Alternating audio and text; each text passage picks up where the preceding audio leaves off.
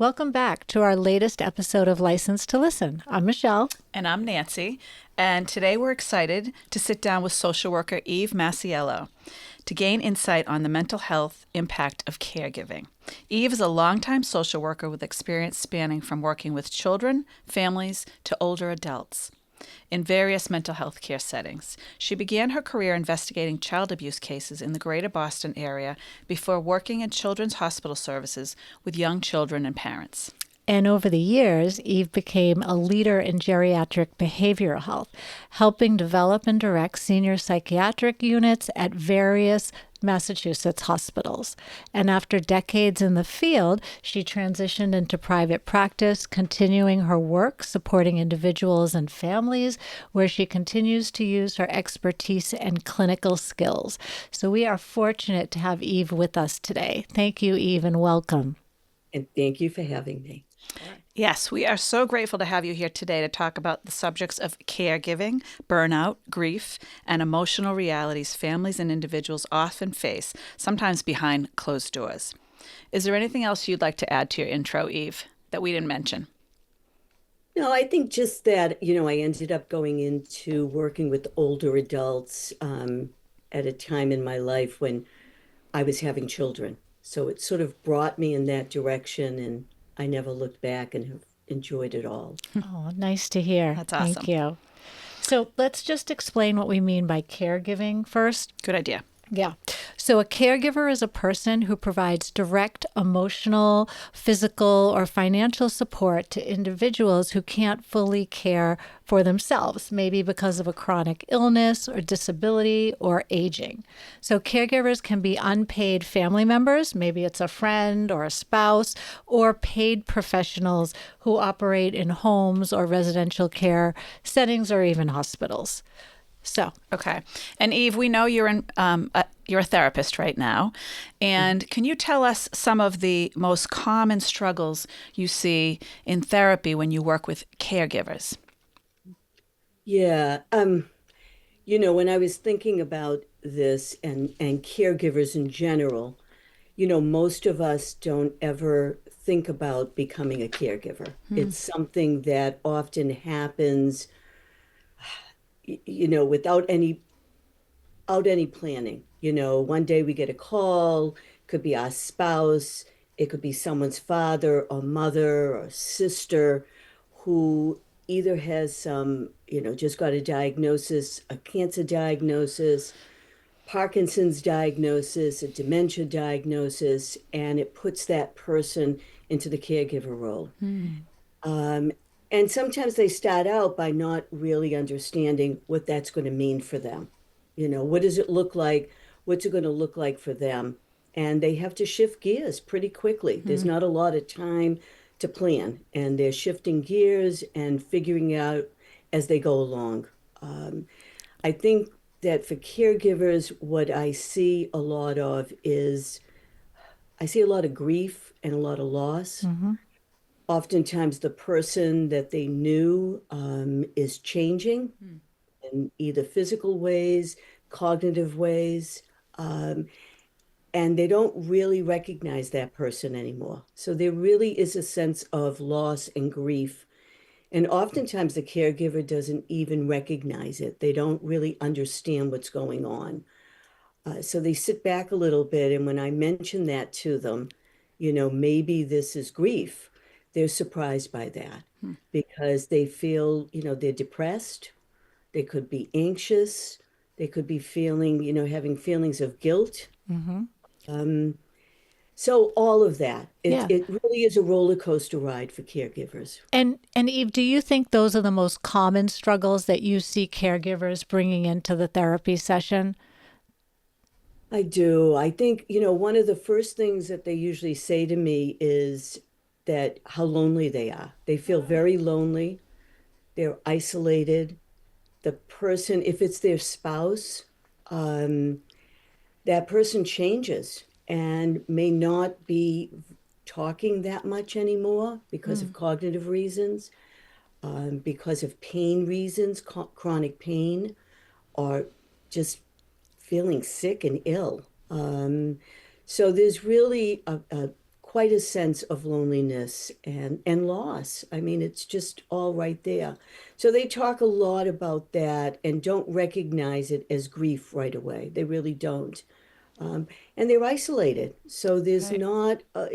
there's no one to really talk to. They're not getting out as much. The patient is dependent on them to take care of them, so they have to be in the house or wherever they're taking care of the person. And do you find that there's anything that surprised caregivers in terms of the way they feel? I think once some caregivers will feel guilt, because they'll feel that in some ways they have failed the person.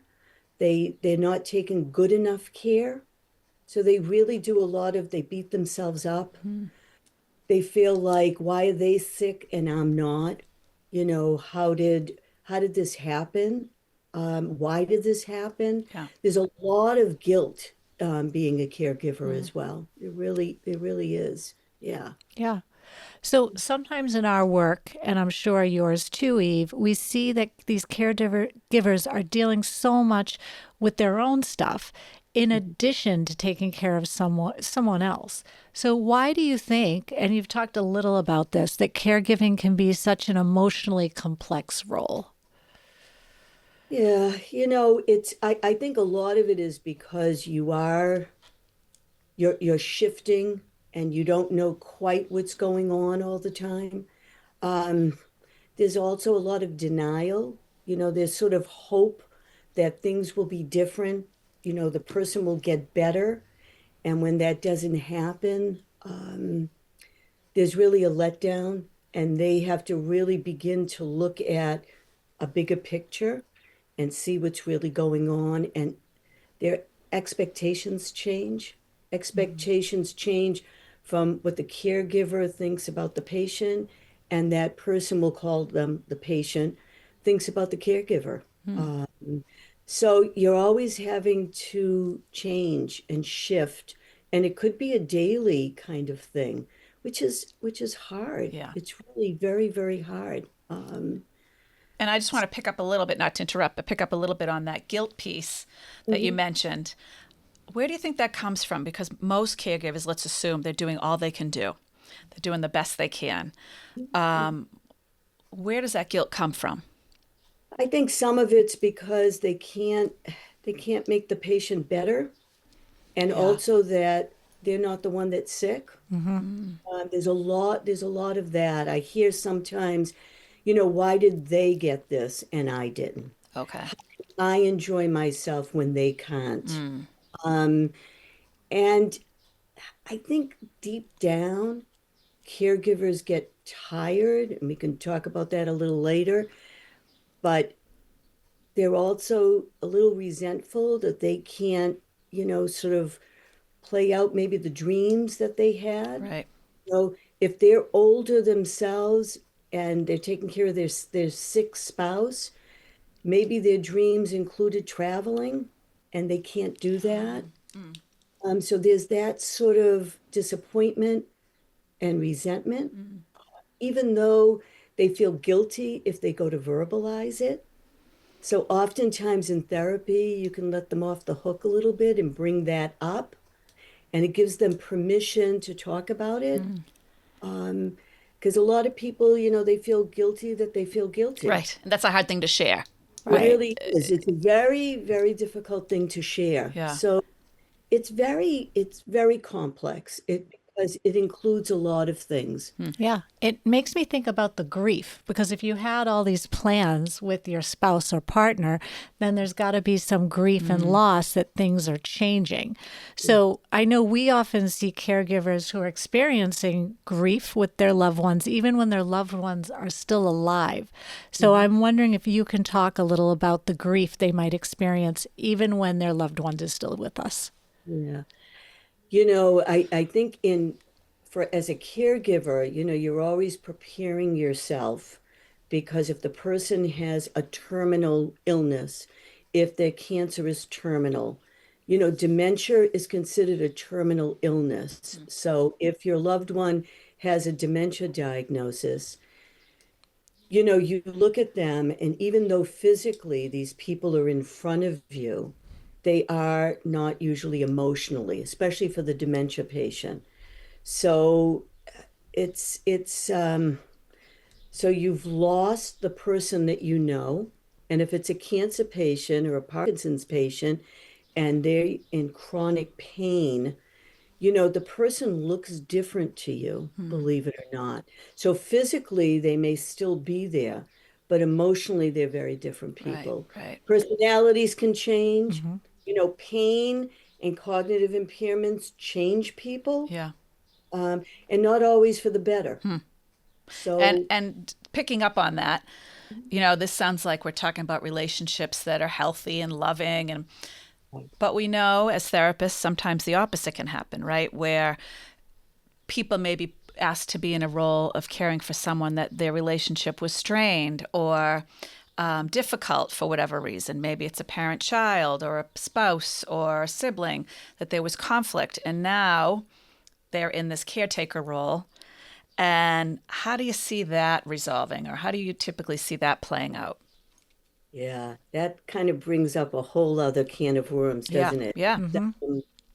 If you're talking about an adult child who's sort of been called to come in and help out, and they may have had a lot of conflicts with mom or dad. And here they are having to maybe help prepare food, maybe even feed them, maybe help getting them into the shower, doing things that, would be difficult to do if you had a great relationship right. with your parent. But if you had one filled with conflict, it makes it that much more difficult. Yeah. So the person really has to deal with a lot of their own issues first, and they have to do it pretty quickly, Mm. because there's not usually a lot of time. And hopefully, that little bit of time that they do have, they can, work it through.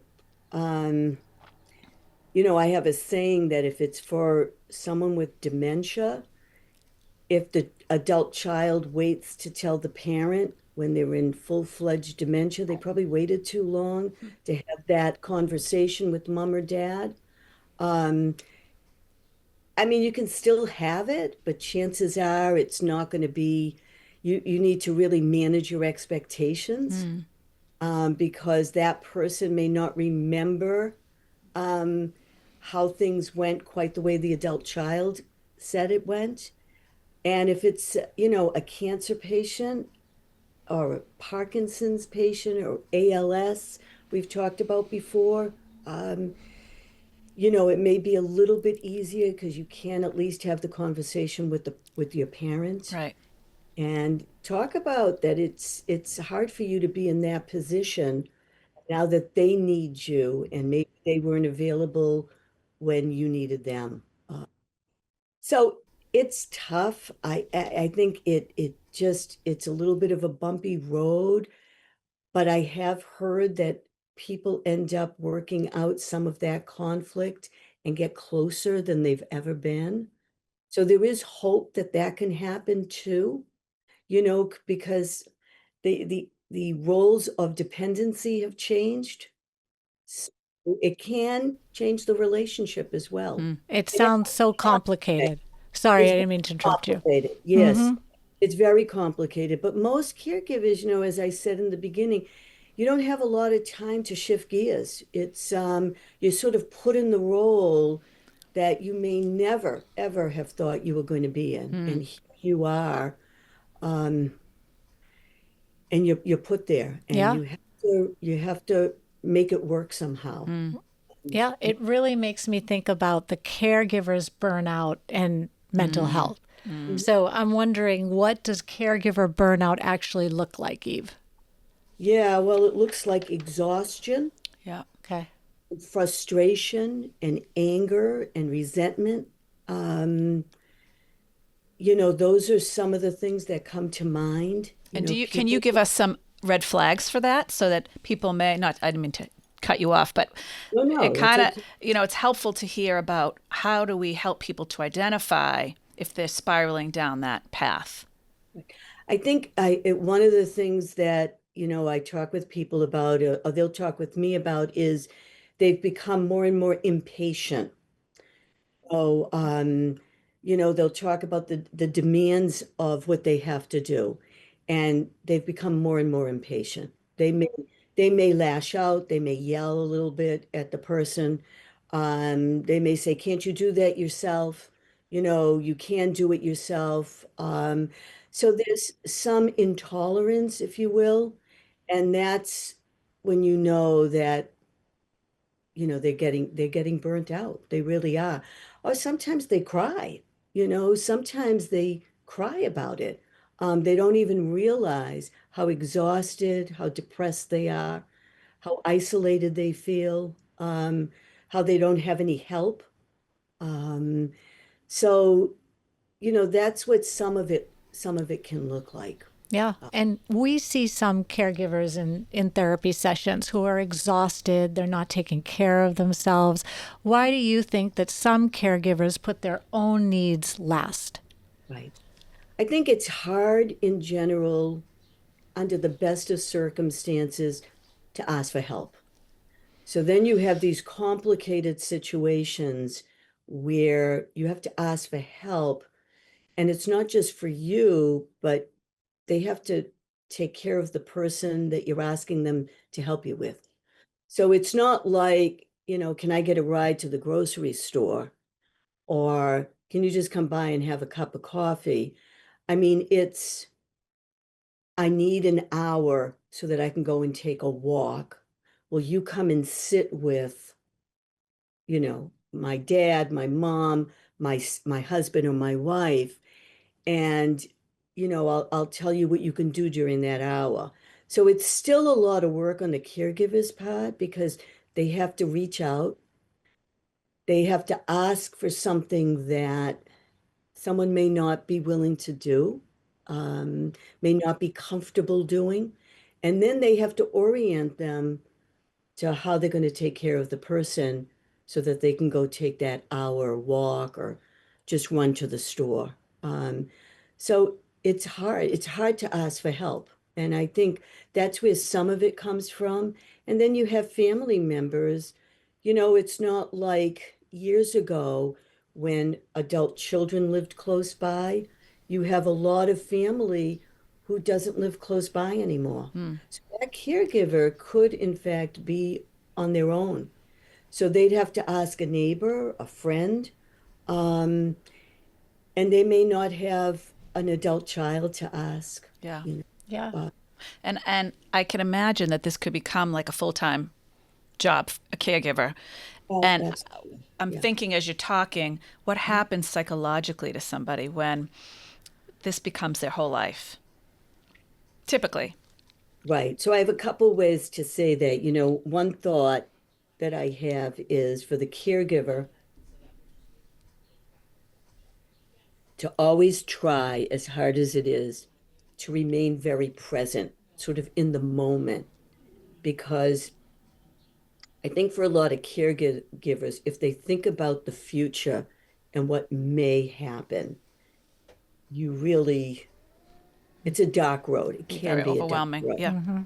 It really and truly can be a very dark road. What was the other piece of your question? I'm Just sorry. when it becomes a full-time job, And then, I know people who have dedicated their lives to taking care of people, whether it's in their own home or they've placed the person in an assisted living and or in a long-term care facility, but they still go and spend 4 to 5 to 6 hours a day. So what happens when the person finally dies? What happens to that caregiver who is giving up all of their time? Um, I worry about I worry about that. I worry about them. That's why in working with caregivers, you try to remind them to carve out something for themselves. Even something small, one exercise class a week, 1 hour with a friend to have a cup of coffee, something that they only do for themselves, or to give up an hour that they were going to the nursing home, or have somebody come in for a couple of hours a day to share that responsibility. And for the caregiver that's pretty dedicated and won't do that, it's after the fact, after the death of that person, then you're still doing a lot of work, because then, even though they may have had a long time to kind of prepare, you're never prepared. Oh, Yeah, I You're would right. think you're never prepared for that. really prepared. Yeah. So, and I'm wondering, how do caregivers then protect their own mental health without feeling they're being selfish? And you think you might have talked a little about that with small increments of time asking for help, but I'd love to hear more of your thoughts on it. Yeah, I mean, I think, giving up some of the time that you're caring for the person, whether it's an hour a day, if they're doing like, 10 hours in a row, I try to get them to give up some of that time and to hire someone to come in. There are services, there are resources. They can hire someone, some agencies, you can do 2 hours, some ask for 4 hours. So to have someone come in so that you're relieved and you can go and just shop, go out with a friend, doing things like that. And some are very resistant, believe it or not, to doing it. Some are very resistant. Even those that are in facilities, the caregiver still won't give up going there. I try to get them, instead of going 7 days a week, I try to get them to go five, and to shorten the time that they're there, rather than 6 hours, maybe spending 4 or 5 hours. Um, So a slow transition. You can't do it all at once. Slow transition. Yeah. So you can't ask someone who's visiting an assisted living for 6 hours a day to go down to two. Right. Right. They're not going to be able to do that. That's Right. when you get into all that guilt and, I should be there, and then they're Yeah. not enjoying themselves. And, it's yeah, it's tough. It's like that tightrope act, you kind of begin to fall off a little, you get yourself back on. Yeah. Yeah. So, shifting gears a little bit, talking about certain diagnoses, and so the earlier stages, maybe when a loved one, is first diagnosed with, let's say, Parkinson's or ALS or Dementia. dementia or anything else that we can think of. What do you see happens at that time with the people that maybe are going to fall into the caretaker role? Yeah. One of the things that I always make strong recommendations for is that, regardless of what the diagnosis is that that person who's probably going to be the primary caregiver, that they really need education.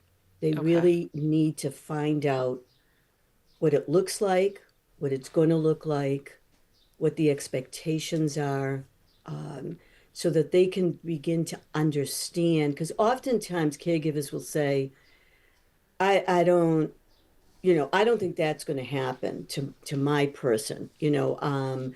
I don't see that happening, or it's going to happen a long time from now. So there's all these sort of unrealistic expectations or understanding of what the disease or the illness looks like. So I always recommend that they talk with someone who has some good knowledge about what they can expect. That, you can get that from support groups. You can get that from, neurologists and the specialists and the doctors and the nurse practitioners. Um, but there are other people as well, people who walk the walk and talk the talk, people who are in the support groups and living it. Right.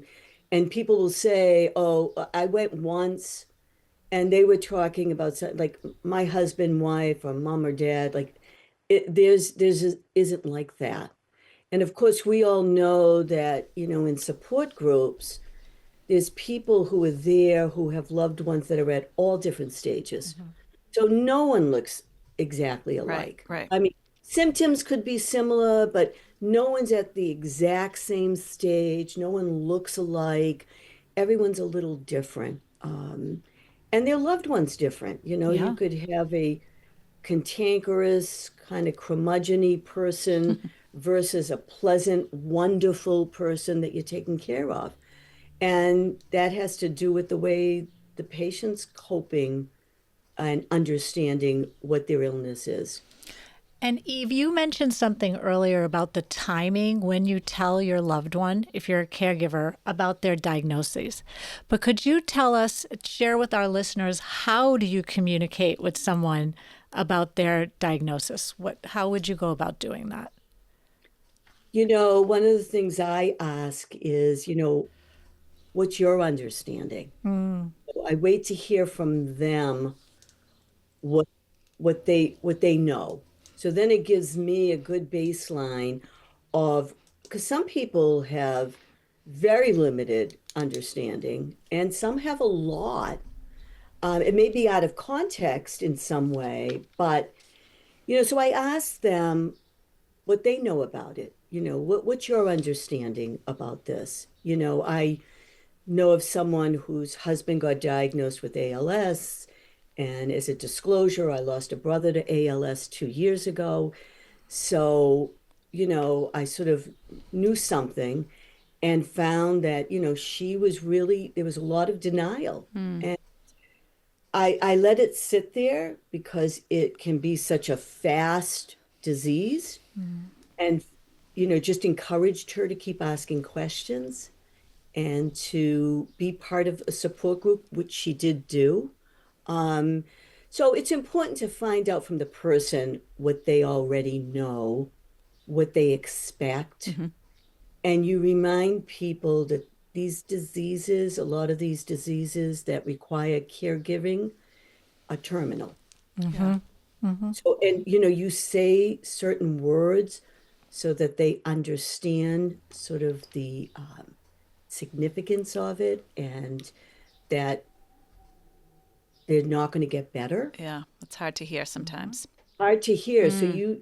you find out from them what their understanding is, and you go from there, Yeah. and then you begin to fill in the gaps and the holes, um, and you just keep talking with them about it. And And this talking about couples, Mm-hmm. yeah, how would you suggest that couples still stay connected, during this time of a diagnosis that really is going to change the dynamic? mhm. Yeah. I mean, I'm thinking of a couple who could have a disabled child. And, while that child was young, things were okay. Mm. The child may have been easier to sort of manage the child and take care of the child, take the child on vacation with them. But now the child's an adult, a 40-year-old adult, and you're older, you're 40 years older than you were.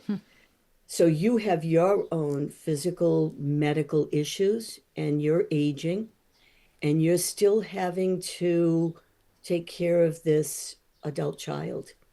And what that does to marriages is can be really devastating. Mm. Mm-hmm. So, again, you have the hard conversation about, have you been thinking about your own aging, your own limitations, and what else you need to put in place for your adult child, because there may come a day that you can't take care of him or her. So, I think about that, which is very different than, if you get the diagnosis that your spouse has Alzheimer's. So the dynamic's different, Sure.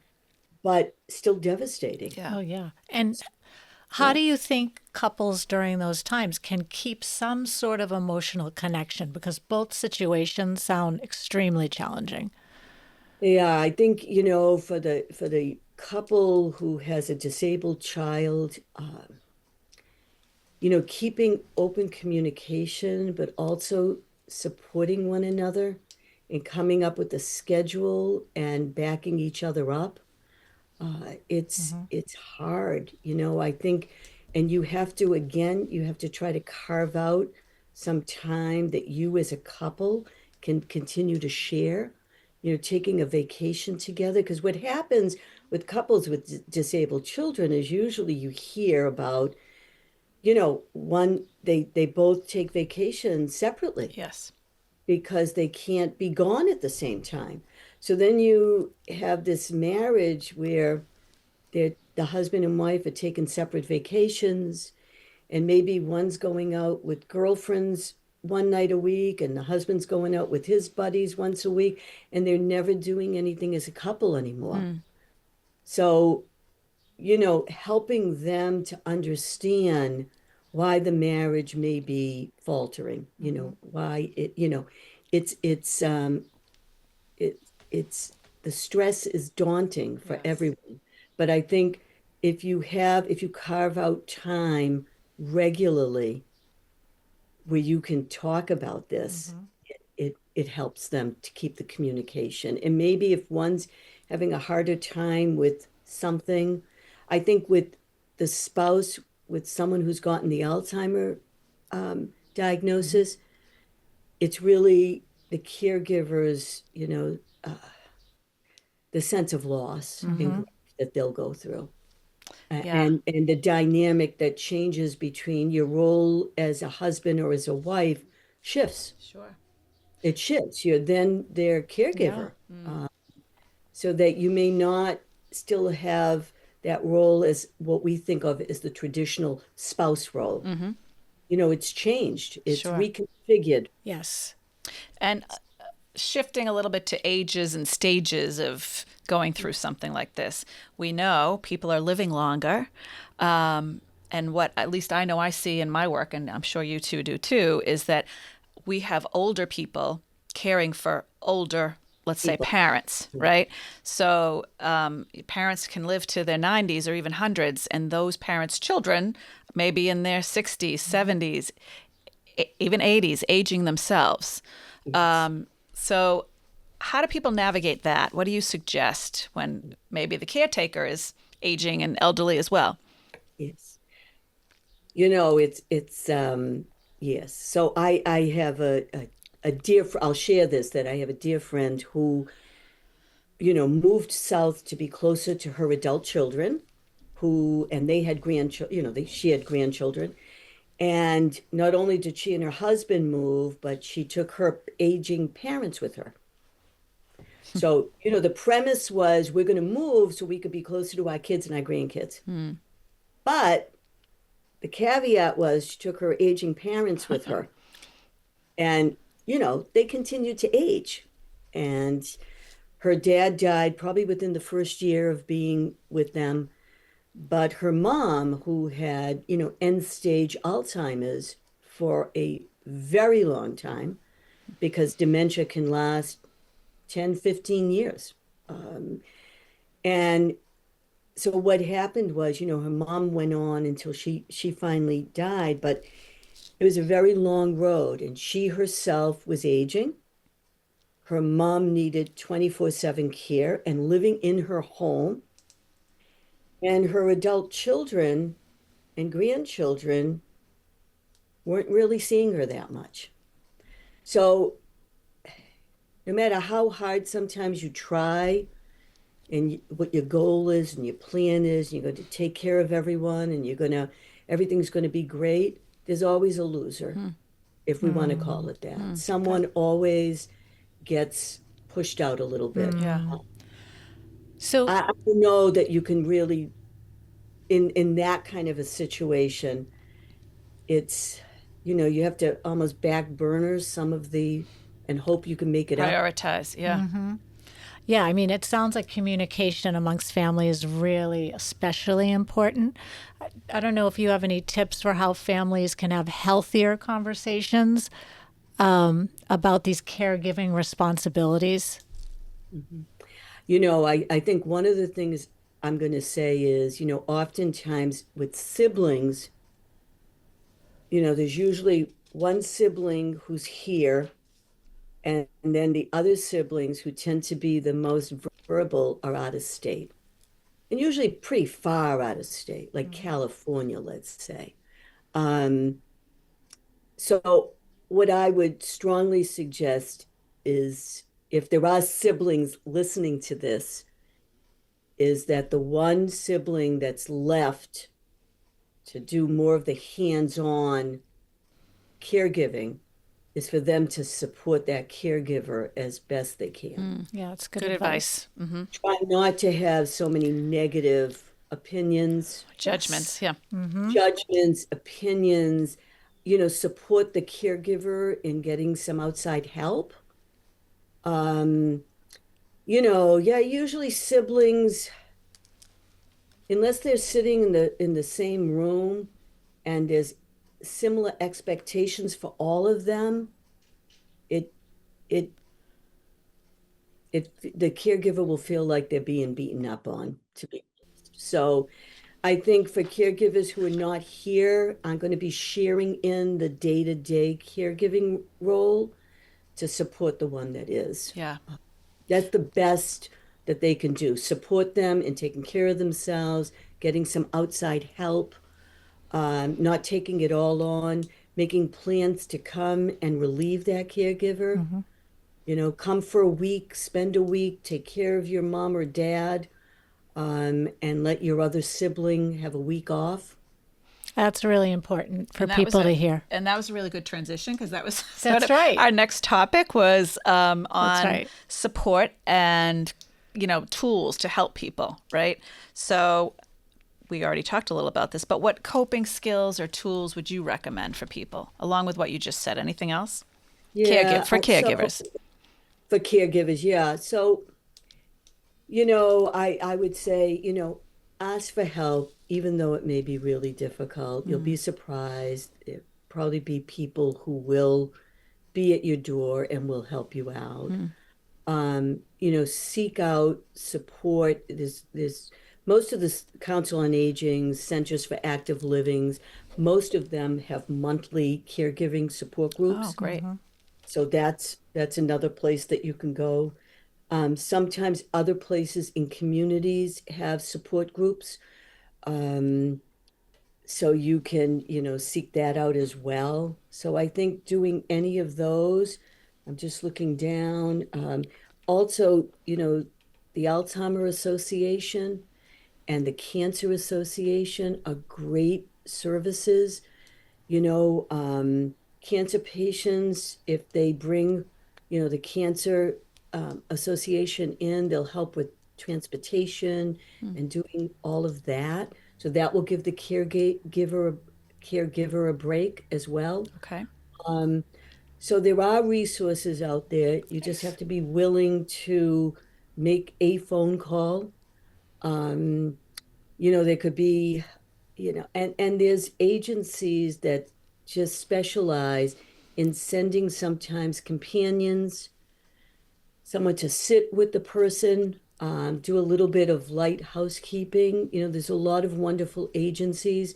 And I said, I think early on, some, have expectations in terms of hours, but some, ask for in 2 hour slots, some ask for four.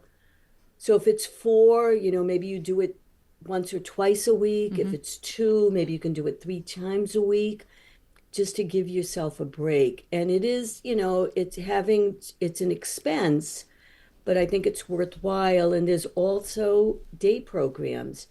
There are some day programs around more for the dementia patients. They're they're wonderful programs. Some are just 2 days a week, and the Alzheimer Association offers a free 3 hour a week program in a lot of communities. So there's that as well. These are excellent resources. Thank you. And listeners, we're going to put them in our podcast show notes just so everyone will have good them idea. available. Yeah. Yeah. Okay, Yeah. that's great. No, thank you. And as we're talking about resources and, giving people encouragement, what would you say to someone listening right now that really feels alone in their caregiving, Eve? Yeah. I would say stay very present. Look at what's happening in the moment. Look at what you do have control over. sort of succumb to what you don't and just manage your expectations. Those are some of the things that I think should be part of their daily kind of mantra to Mm-hmm. themselves. Mm-hmm. Um, don't think about, what's this going to look like 6 months from now, a year from now. And oftentimes people get really tangled up in how long is it going to go on for. Hmm. I hear that a lot. Do I need to keep this up for a year, for 10 years? How long do I need to keep this up for? With cancers and ALS and Parkinson's, oftentimes there's a little bit more of a definitive prognosis. With dementias, not so much. So it's people are already anticipating how long they're going to be able to keep it up for. So that's why you say, get up in the morning. I tell people, try to have a routine and think about what you're just going to do that day. Yeah. Because I think once you start going into, regardless of who you're taking care of, it can be more Mm-hmm. depressing. Yeah. It can be more depressing and feel lonelier. And not that you don't need to make future plans, I don't mean that, but I mean just in terms of the coping and the reflecting and just looking. And look at the strengths that the person still has and use those. If the person can still have a conversation with you, even though it's not the same conversation that maybe they could have had before being diagnosed, have that conversation Hmm. with them, whatever level they're at. And again, I always talk about managing expectations. So don't expect from them what they're never going to be able to give you. And I like that point. It's sort of, setting goals and plans is a positive thing, right? But Absolutely. panic, worry, Mm-hmm. going to the worst case scenario, Right, it doesn't help anybody. So right. that's great advice. Mm-hmm. Yeah. And back to you, you started off saying that this wasn't the path professionally that you thought you'd go on. And Correct. now you sound like you love it. You'd never look back. Right. Just briefly, what have you learned from doing this work all these years? Oh, God. I think one of the things I usually say to people in working with, older adults is they have um, they have such great stories and there's such value in everything that they bring to you. I've been very fortunate. For the most part, I've loved every minute of it.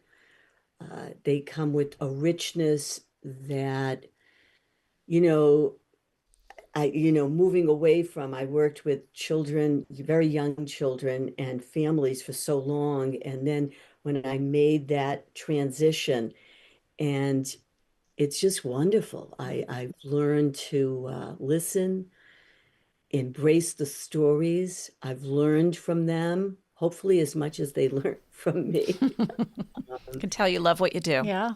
Yeah, yeah. Yes, it's evident. Eve, thank you so much for sharing your wisdom today, your experience, your compassion. These are really important conversations for people to be having.